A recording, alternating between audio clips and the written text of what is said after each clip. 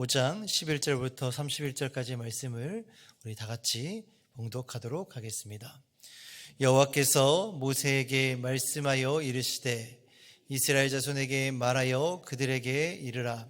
만일 어떤 사람의 아내가 탈선하여 남편에게 신의를 저버렸고 한 남자가 그 여자와 동침하였으나 그의 남편의 눈에 숨겨 드러나지 아니하였고 그 여자의 더러워진 일에 증인도 없고 그가 잡히지도 아니하였어도 그 남편이 의심이 생겨 그 아내를 의심하였는데 그의 아내가 더럽혀졌거나 또는 그 남편이 의심이 생겨 그 아내를 의심하였으나 그 아내가 더럽혀지지 아니하였든지 그의 아내를 데리고 제사장에게로 가서 그를 위하여 보리가루 10분의 1 에바를 헌물로 드리되 그것에 기름도 붓지 말고 유향도 두지 말라. 이는 의심의 소재요 죄악을 기억나게 하는 기억의 소재라. 제사장은 그 여인을 가까이 오게 하여 여호와 앞에 세우고 토기에 거룩한 물을 담고 성막 바닥에 티끌을 치하여 물에 넣고 여인을 여호와 앞에 세우고 그의 머리를 풀게 하고 기억나게 하는 소재물 곧 의심의 소재물을 그의 두 손에 두고 제사장은 저주가 되게 할 쓴 물을 자기 손에 들고 여인에게 맹세하게 하여 그에게 이르기를 내가 내 남편을 두고 탈선하여 다른 남자와 동침하여 더럽힌 일이 없으면 저주가 되게 하는 이 쓴물의 해독을 면하리라. 그러나 내가 내 남편을 두고 탈선하여 몸을 더럽혀서 내 남편 아닌 사람과 동침하였으면 제사장이 그 여인에게 저주의 맹세를 하게 하고 그 여인에게 말할지니라. 여호와께서 내 넓적다리가 마르고 내 배가 부어서 내가 내 백성 중에 저주거리 맹세거리가 되게 하실지라. 이 저주가 되게 하는 이 물이 내 창자에 들어가서 내 배를 붓게 하고 내 넓적다리를 마르게 하리라 할 것이요 여인은 아멘 아멘 할지니라. 제사장이 저주의 말을 두루마리에 써서 그 글자를 쓴 물을 빨아 넣고 여인에게 그 저주가 되게 하는 쓴 물을 마시게 할지니 그 저주가 되게 하는 물이 그의 속에 들어가서 쓰리라.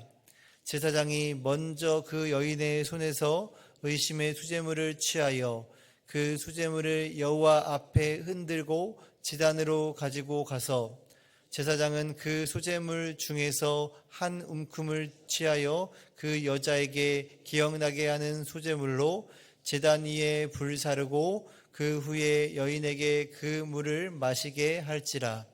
그 물을 마시게 한 후에 만일 여인이 몸을 더럽혀서 그 남편에게 범죄하였으면 그 저주가 되게 하는 물이 그의 속에 들어가서 쓰게 되어 그의 배가 부으며 그의 넓적다리가 마르리니 그 여인이 그 백성 중에서 저주거리가 될 것이니라. 그러나 여인이 더럽힌 일이 없고 정결하면 해를 받지 않고 임신하리라. 이는 의심의 법이니 아내가 그의 남편을 두고 탈선하여 더럽힌 때나 또는 그 남편이 의심이 생겨서 자기의 아내를 의심할 때에 여인을 여호와 앞에 두고 제사장이 이 법대로 행할 것이라. 남편은 무죄할 것이요 여인은 죄가 있으면 당하리라. 아멘. 오늘 우리가 함께 읽은 이 본문의 말씀은 이른바 의심의 법, 이 29절에 나와 있는 의심의 법에 대한 이야기입니다. 하나님께서는 이스라엘 백성들에게 이 외적인 정비를 마치시고 그리고 내적인 정비를 어저께 하셨다라고 말씀을 드렸는데 오늘 이 본문의 말씀을 보면 어저께의 내용과는 조금 연관성이 없어 보이는 내용처럼 보입니다. 하지만 우리가 오늘 이 말씀을 통해서 발견할 수 있는 사실은 무엇인가 하니 하나님께서는 여전히 이스라엘 백성들의 이 거룩함과 정결함에 관심을 가지고 계셨다라는 관점 속에서 오늘의 말씀의 맥락을 이해해야 할 것입니다. 우리가 함께 읽은 이 의심의 법, 이것은요 사실 고대 근동에서 사용되던 이 시제법이라는 것과 매우 유사합니다. 이 시제법이 무엇인가 하니까요, 피의자를 물에 빠뜨리거나 불 위를 걷게 하는 등의 극단적인 방법을 통해서 유무죄를 판단하는 재판 방식을 이 시제법이라고 합니다. 물론 이런 시제법을 사용할 때는 그에 대한 어떤 기준이 있습니다. 그것은 죄의 유무가 확신이 서지 않을 때 이 시제법을 사용합니다. 그런데 고대 근동에서 사용된 이 시제법은요, 주술적이고 미신적인 행동이 매우 짙은 모습을 보여집니다. 하지만 우리가 오늘 본문에 나와 있는 이 의심의 법, 이 시제법의 내용은요, 이스라엘의 실제적인 통치자이신 하나님께서 주관하시는 재판이다라고 우리는 봐야 할 것입니다. 그래서 이 의심의 법, 이 시제법 총 한 20절 정도 이렇게 기록하면서 정리되어져 있는데요, 이 시제법의 과정을 간단하게 요약하면 이렇습니다. 첫 번째로, 먼저 아내가 간음을 저질렀다라는 의심은 있는데 이 증거가 없는 상황, 아니면 정말 아내는 결백하지만 남편이 일방적으로 아내를 의심하는 상황에서 남편이 의심의 소재물인 보리가루 10분의 1 에바를 준비한 다음에 아내와 함께 제사장 앞으로 갑니다. 그러니까 이때 당시에 재판장의 역할을 이 제사장이 했기 때문에 이 재판하는 과정을 이 제사장에게 나아가는 것이죠. 그리고 이 두 번째로, 이 남편의 고소를 접수한 제사장이 그 여인에게 이 가지고 온 의심의 소재물을 들게 하고 자신은 토기 그릇에 물두멍에 물을 담고 그 물을 성막들의 티끌을 취해 넣고 그것을 가지고 여인 앞에 서게 됩니다.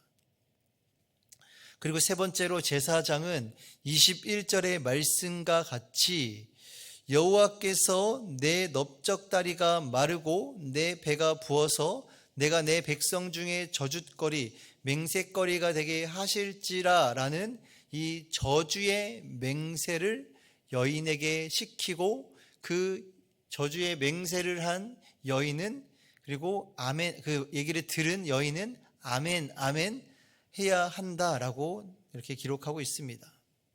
그리고 네 번째로, 제사장은 저주의 맹세를 두루마리에 기록하고 기록된 글귀의 두루마리를 물에 빱니다. 그리고 다섯 번째로, 제사장은 여인에게서 의심의 소재물을 취해서 여호와의 번제단에 불사르는 소제의식을 치르게 되죠. 그리고 끝으로 제사장은 이 저주의 글귀가 적힌 두루마리를 빤 그 토기의 물을 여인으로 하여금 마시게 합니다.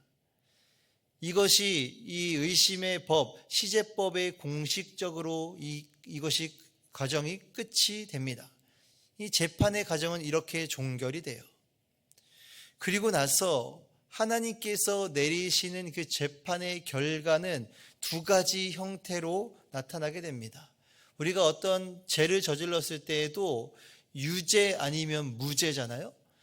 그런데 만약에 이 여인이 무죄인 경우, 정말 결백한 경우에는 그 마신 그 물이 그 여인에게 아무런 해도 끼치지 않고 일어나지 않고 오히려